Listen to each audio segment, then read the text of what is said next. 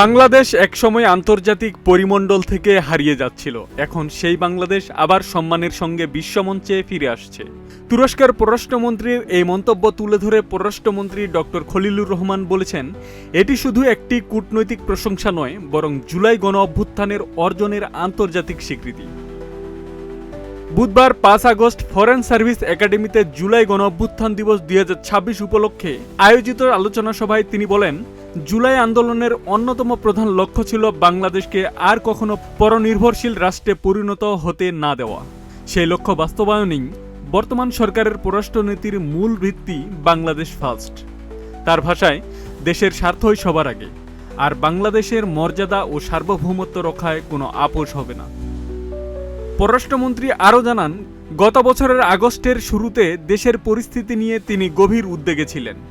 সে সময় জাতিসংঘ মহাসচিবের কার্যালয়ে কর্মরত তার সাবেক সহকর্মীদের সঙ্গে যোগাযোগ করে বাংলাদেশে সংঘটিত গুরুতর মানবাধিকার লঙ্ঘনের বিষয়টি আন্তর্জাতিক সম্প্রদায়ের নজরে আনার উদ্যোগ নেন।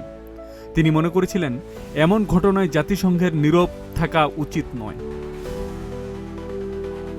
ডক্টর খলিলুর রহমান বলেন, জুলাইয়ের আত্মত্যাগ শুধু একটি রাজনৈতিক পরিবর্তনের ইতিহাস নয়, এটি আত্মমর্যাদা, স্বাধীন সিদ্ধান্ত গ্রহণের অধিকার এবং বিশ্ব দরবারে বাংলাদেশের সম্মান পুনঃপ্রতিষ্ঠার প্রতীক।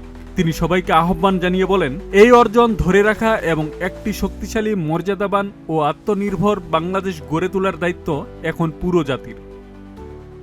আব্দুস সালাম, প্রজন্ম 24।